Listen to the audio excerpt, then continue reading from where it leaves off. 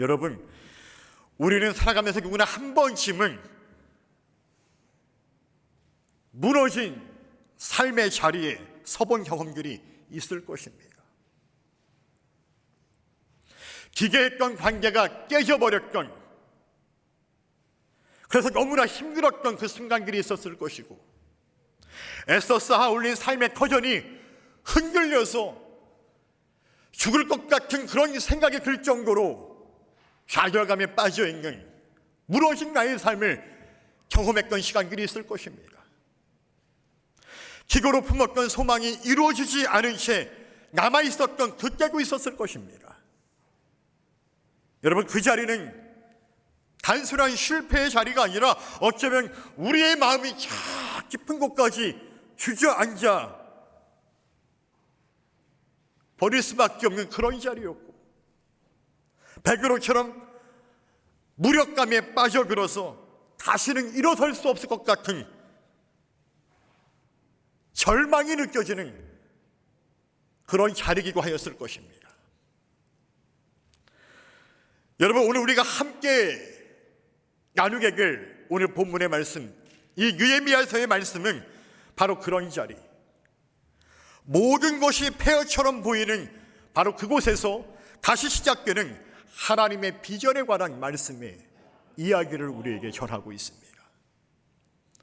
여러분, 이것을 우리가 더 깊이 이해하기 위해서는요, 먼저 느헤미야서의 역사적 배경을 우리가 좀 살펴볼 필요가 있을 것 같습니다. 여러분, 느헤미야서의 배경은 바벨론 포로 이후의 시대를 기록하고 있습니다. 여러분, 세계사를 공부하다 보면 고대 근동 지역, 지금의 이라크, 이란, 레바논, 시리아, 이스라엘, 이 고대 근동 세계를 최초로 통일했던 제국이 나타납니다. 바로 아시리아 제국이라고 하는 국가입니다. 고대 근동에 패자였던 이 아시리아 제국을 어떤 나라가 무너뜨렸느냐? 바로 바벨론 제국이었습니다. 흔히 세계사에서는 바빌로니아라고 이야기하죠.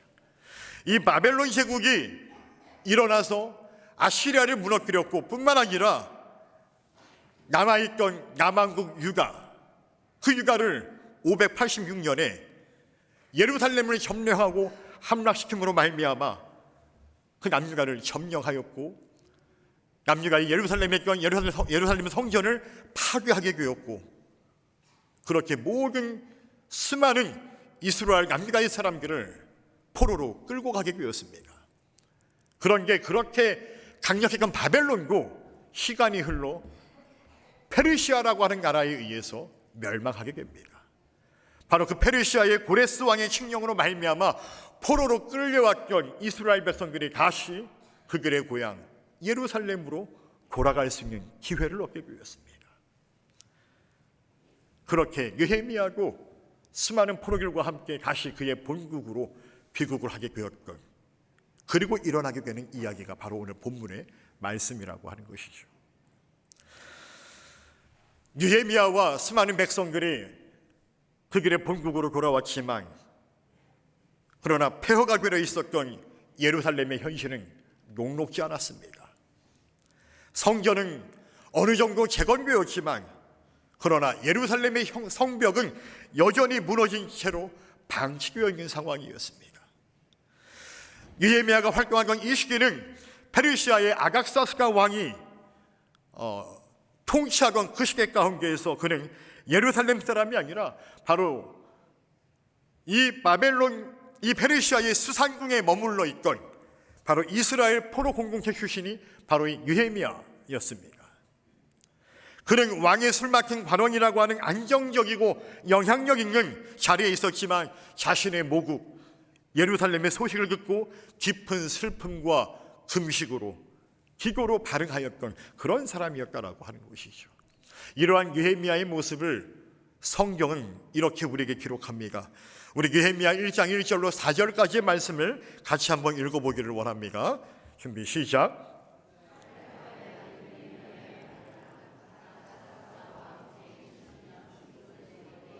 내가 수산궁에 있는데 내 형제들 가운데 하나인 하나니가 두어 사람과 함께 유다에서 내게 이르렀기로, 내가 그 사로잡힘을 멸하고 남아있는 유다와 예루살렘 사람들의 형편을 물은즉 그들이 내게 이르되 사로잡힘을 면하고 남아있는 자들이 그 지방 거기에서 큰 환난을 당하고 능욕을 받으며 예루살렘 성은 허물어지고 성문들은 불탔다 하는지라.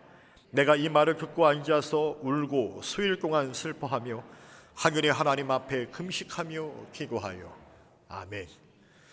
여러분, 느헤미야가 수많은 포로들을 이끌고 이 예루살렘으로 돌아왔을 때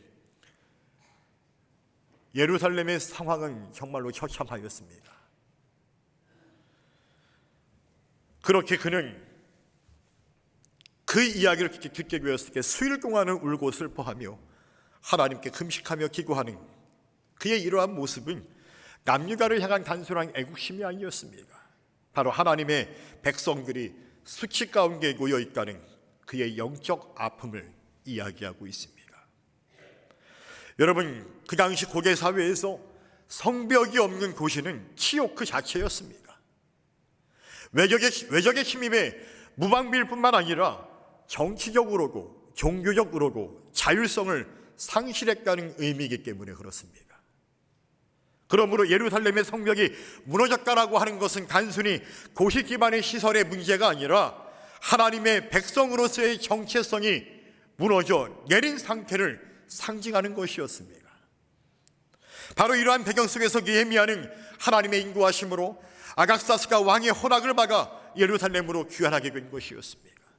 그리고 오늘 본문 느헤미야 2장 17절에서 말씀하고 있는 것처럼 그는 이렇게 남아있는 유다 백성들에게 선언합니다. 우리가 당한 곤경을 여러분도 보고 있습니다.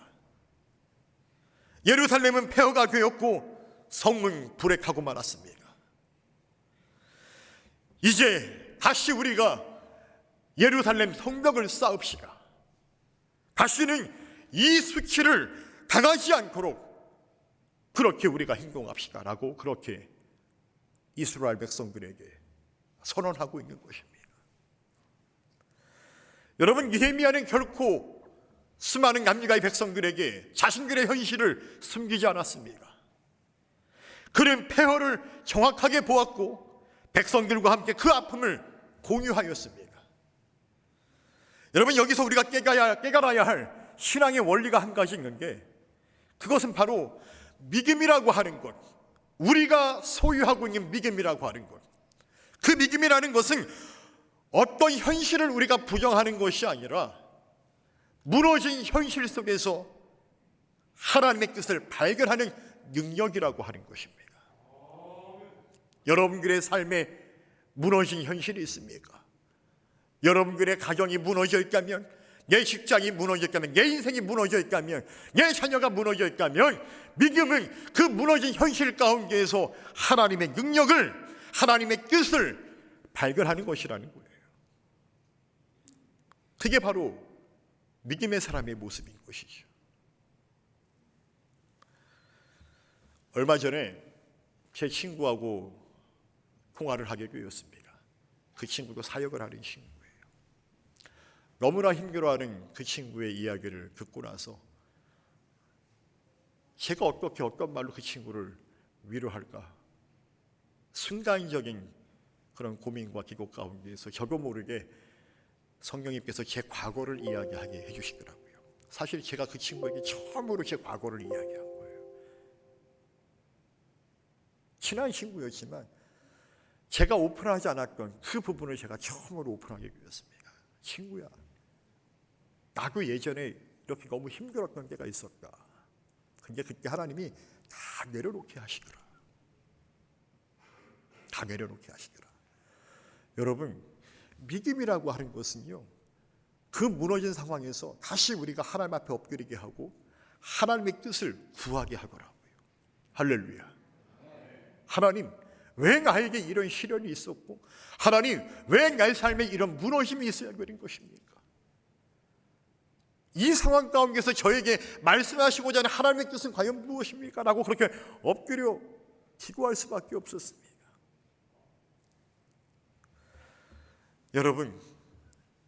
여러분들도 여러분의 삶의 자리에서 무너짐을 느낄 때 여러분들이 믿음이 있는 그리스도인이라고 한다면 그 상황만을 보지 마시고 그 상황 가운데에서 나에게 말씀하시고자 하는 하나님의 뜻과 하나님의 능력을 구하게 되어지는 은혜가 있기를 간절히 주의 이름으로 축원합니다. 우리 학생들과 마찬가지입니다. 여러분들의 암날에 있어서 여러분들에게 어려운 일이 닥칠 때, 예상치 못한 일이 있게 되었을 때, 학업 때문에 스트레스 받고 친구의 관계 때문에 어려움이 있고 진로의 문제 때문에 내 삶이 무너져 내린다고 할 때 여러분들도 믿음을 갖고 하나님 앞에 그 문제를 구할 수 있기를 주님의 이름으로 축원합니다. 그게 진짜 믿음 있는 사람들의 모습이에요. 여러분, 오늘 본문의 말씀을 묵상하면서 한 가지 흥미로운 점은 뭐냐면, 자, 이제 페르시아가 고레스 왕의 칙령으로 말미암아 예루살렘으로 돌아오게 되었습니다. 페르시아의 수상궁에서 예루살렘에 도착하자마자 그는 공개적인 행동을 하지 않았다는 사실입니다. 느헤미야 2장 12절 이하부터 15절까지 말씀을 보게 되면 그가 며칠 동안 밤에 홀로 성벽을 올라가 둘러보게 되었다라고 하는 것입니다. 여러분, 이는 단순한 답사가 아니라 12절에 기록된 말씀처럼 예루살렘을 위하여 무엇을 할 것인가 라는 마음속 자신에게 주신 그 하나님의 비전을 가지고 하나님 앞에서 무너진 이 현실을 직시하며 그 상황을 묵상하고 기도로 분별하는 시간들이었다라고 하는 것입니다. 저는 가끔 느헤미야처럼 밤에 홀로 아무도 없는 교회 주차장으로 올라오게 됩니다. 올라와서 조명이 켜져 있는 교회 성전을 바라보면서 한 바퀴 둘러보면서 느헤미야처럼 기도합니다. 하나님, 제가 갖는 소망교회를 오게 되었는데 하나님이 저를 이곳에 보내셨다면 하나님, 제가 이 갖는 소망교회에서 어떤 목회를 해야 되겠습니까? 마치 느헤미야에게 주셨던 하나님의 그 비전, 하나님, 제가 예루살렘을 위해서 어떤 일을 해야겠습니까? 라고 하는 그의 비전처럼 저도 동일한 비전을 갖고 하나님 앞에 기도하게 됩니다. 주님께서 저를 이곳에 보내셨다면 제가 이 교회를 위해서 하나님 쓰임받는 목사가 되게 하여 주옵소서. 그런 기도를 하게 됩니다. 성도 여러분, 느헤미야가 홀로 성벽을 둘러보다가 이렇게 고백하며 기도하는 이 말씀을 통해서 우리는 하나님의 비전에 대한 한 가지 또한 중요한 영적 원리를 우리가 볼 수 있게 되는 게요, 그것은 하나님의 비전이라고 하는 것은 바로 우리의 충동이나 조급함에서 나오지 않는다라고 하는 것입니다. 이런 비전은요, 느헤미야처럼 하나님의 마음을 묻는 그 침묵의 시간 속에서 자라난다라는 그 사실을 꼭 기억할 수 있기를 주님의 이름으로 축원합니다. 우리의 무너진 삶을 다시 일으켜 세우고자 할 때 가장 먼저 필요한 것은 어떤 우리의 분주한 행동이 아니라 바로 먼저 하나님 앞에 머무는 시간임을 꼭 기억할 수 있기를 주님의 이름으로 축원합니다. 아까 제가 제 친구에게 이야기했던 것처럼 우리가 무언가를 할 수도 있겠지만 그러나 그것보다도 먼저 우리는 하나님 앞에 이 현실 가운데에서 주님 앞에 먼저 우리는 무릎을 꿇고 주님의 뜻을 구해야 한다라고 하는 것이죠. 비전은 그렇게 우리에게 시작된다라고 하는 것입니다. 어떤 집사님께서 이런 얘기를 해주시더라고요. 당신이 오랜 시간 사업을 하셨는데 정말로 성실하게 일하셨대요. 그리고 신앙생활도 정말로 게으르지 않고 꾸준하게 열심히 하셨대요. 그런데 갑작스러운 경제 위기로 말미암아 모든 것을 잃게 되었습니다. 가게 문을 닫고 집으로 돌아오는 길에 그는 하나님, 이제 제 인생은 끝난 것입니까? 라고 그렇게 하소연하게 그렇게 한탄하며 기도했다는 것이죠. 그런데 그렇게 시간이 흘러간 후에 그 집사님이 다시 이렇게 고백하게 됩니다. 그때가 제 인생의 가장 낮아진, 무너진 상황이었지만, 그러나 하나님을 가장 진지하게 붙들었던 시간이었습니다. 그 무너진 자리에서 그 집사님은 물질이 아닌 사람을 섬기는 새로운 부르심을 받게 되었고, 지금은 작은 나눔 사역을 통해서 이전보다 더 깊은, 또 더 깊은 삶을 누리고 있다라고 하는 고백을 듣게 되었습니다. 여러분, 무너짐은 끝이 아니라 바로 하나님의 방향 전환이 시작되는 자리를 쓰고 있다라고 하는 것입니다. 오늘 느헤미야 2장 18절을 보게 되면 느헤미야는 남겨진 이스라엘 백성들에게 그들의 무너진 자리에서의 삶의 방향이 전환되는 하나님의 역사를 증언하고 있음을 우리는 발견하게 됩니다. 우리 다시 한번 느헤미야 2장 18절을 같이 한번 읽어보기를 원합니다. 준비 시작.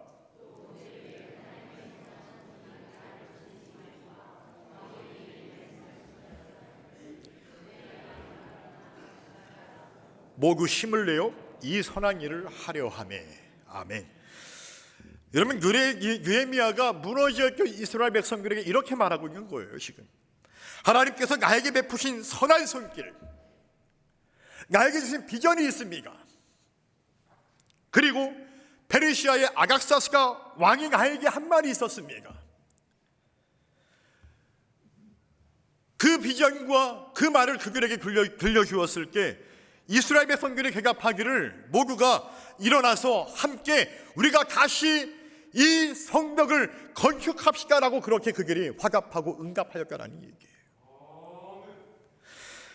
여러분, 여기서 우리는 다시 한번 하나님의 비전이 갖는 특징을 발견할 수 있는 게요, 그것은 뭐냐면 하나님의 비전은 어떤 한 개인의 열정에 머무르지 않고 바로 공동체를 움직인다라고 하는 것입니다. 여러분, 느헤미야가 자신의 계획을 말한 것이 아니라 하나님의 손길을 증언하였을 때 백성들의 마음이 하나로 보였음을 우리는 주목해야 한다라고 하는 것입니다. 여러분, 우리 강림소망교회 비전이 있죠. 표어가 있습니다. 혹시 표어가 뭘까요? 그렇습니다. 사명을 받은 성도, 사명을 이루는 교회입니다. 작년과 올해 기도하는 가운데서 저에게 주신 깊은 울림이었습니다.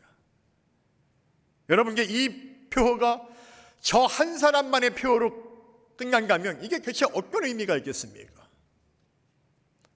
저는 이 표어를 우리 모든 성도들이 함께 공유하면 좋겠어요. 저의 가슴만 울리는 표어가 아니라 여러분들의 가슴과 함께 울릴 수 있는 그런 표어가 되기를 간절히 주님의 이름으로 축원합니다. 하나님, 이 사명을 나도 붙들게 하여 주옵소서. 여러분, 십자가를 지금 누가 만지고 있어요? 누군지 알 수 없는 손길이 저 십자가를 붙들고 있습니까? 저 손길은 오늘 저의 손길이고 여러분들의 손길일 수가 있다는 거예요. 여러분들이 보실 때 표어 디자인 참 이쁘네. 여러분, 다 철학이 있고 다 뜻이 있어요. 여러분들 그냥 만들지 않습니다. 우리가 함께 이 십자가를 붙들고 나아가기를 원한다라는 얘기예요.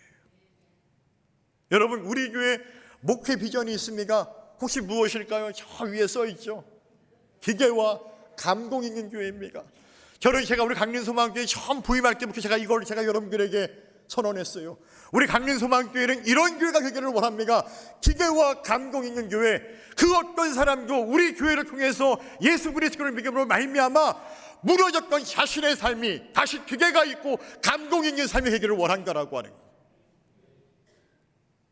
여러분, 이런 놀라운 비전이 저 혼자만의 비전이 아니라 우리 모두의 비전이 될 수 있기를 간절히 주의 이름으로 축원합니다. 여러분, 이렇게 하나님이 주시는 비전은요, 저 혼자의 여러분들 개인의 열정이 아니라 바로 공동체를 움직인다라고 하는 얘기예요.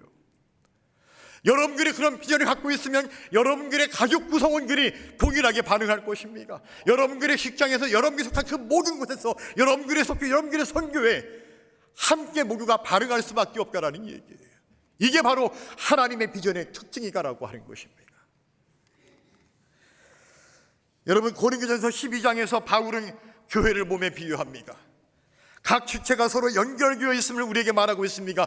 느헤미야 시대고 성벽 재건은 느헤미야 혼자만의 일이 아니라 각 사람이 자기 앞에 성벽을 맡아 세울 때 가능한 역사였습니다. 마찬가지로 저와 여러분들의 비전이 나 개인의 열정에 머무르는 것이 아니라 내 가정을 움직이고, 내 가족의, 내가 속한 직장을 움직이고, 내가 섬기는 교회를 움직이고, 내가 속한 속회와 선교회를 움직일 수 있는 그런 비전의 사람들이 될 수 있기를 간절히 주님의 이름으로 축원합니다. 사랑하는 성도 여러분, 혹시 여러분의 삶에 아직도 재건되지 아니한 무너진 성벽들이 있습니까?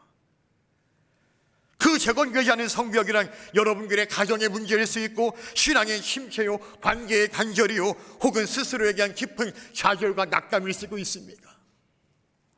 그런 우리 모두에게 하나님은 오늘 이렇게 말씀합니다. 그 자리가 바로 내가 새 일을 시작하고 싶은 자리다라고 우리에게 말씀하고 있습니다. 그래서 이사야서 43장 19절을 보게 되면 우리에게 이렇게 말씀합니다. 우리 같이 마지막으로 한번 같이 읽어보기를 원합니다. 준비 시작.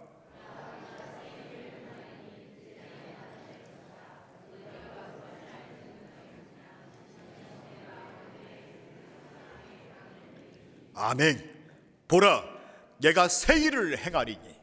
할렐루야, 할렐루야. 여러분들의 삶 가운데에서 하나님이 새 일을 행하실 줄로 믿습니다. 여러분들이 무너졌다면 그 무너진 삶의 자리에서 하나님이 반드시 새 일을 행할 것이라고 믿으시기를 간절히 주의 이름을 축원합니다. 그렇게 우리에게 약속하여 주십니다. 새 일을 행하리니, 새 일을 행하리니. 여러분, 새 일은 아무것도 없는 곳이 아니라 무너졌던 자리 위에서 시작된다는 것을 꼭 기억할 수 있기를 바랍니다. 느헤미야의 예루살렘 성벽 건축, 여러분, 이 여정은 결코 평탄하지만은 않았습니다. 시기와 질투로 반대하는 세력의 온갖 방해와 조롱과 갈등이 있었습니다. 그러나 중요한 것은 남유다에 남겨진 모든 백성들이 그 상황보다도 느헤미야를 통해 주신 하나님의 비전을 더 크게 보았다라고 하는 사실입니다. 여러분, 하나님의 비전은 모든 조건이 갖추어질 때 시작되는 것이 아니라 바로 순종의 결단에서 시작된다는 이 사실을 다시 한번 여러분들이 꼭 기억하고 믿으시기를 주님의 이름으로 축원합니다. 이제 말씀을 정리합니다. 여러분, 하나님의 비전은요, 모든 것이 폐허처럼 보이는 그곳에서 시작된다라고 하는 것 꼭 기억하기를 바랍니다. 무너진 현실을 직시하며 그 상황을 묵상하고 기고로 분별하는 시간이 되어야 합니다. 개인의 열정에 머무르지 않고 공동체를 움직이는 것이 하나님의 비전입니다. 조건이 갖추어질 때 시작되는 것이 아니라 바로 우리의 순종의 결단에서 하나님의 비전이 시작된다는 이것을 꼭 기억할 수 있기를 다시 한번 주의 이름으로 축원합니다. 간절히 바라고 소망하기에는 오늘 이 졸업 입학 감사 예배로 영광드리는 이 예배의 자리가 우리 각자의 무너진 성벽 앞에서 다시 일어서게 되어지는 그 시간이 되기를 간절히 소망합니다. 하나님, 제가 다시 시작하겠습니다. 하나님, 제 힘이 아닌 주님의 손길을 의지하여 주님의 비전으로 제가 베드로처럼 느헤미야처럼 다시 제가 하나님 시작하겠습니다. 주여, 나에게 주님의 비전을 주시옵소서라고 결단하며 기도할 수 있는 저와 여러분들이 계시기를 간절히 주님의 이름으로 축원합니다.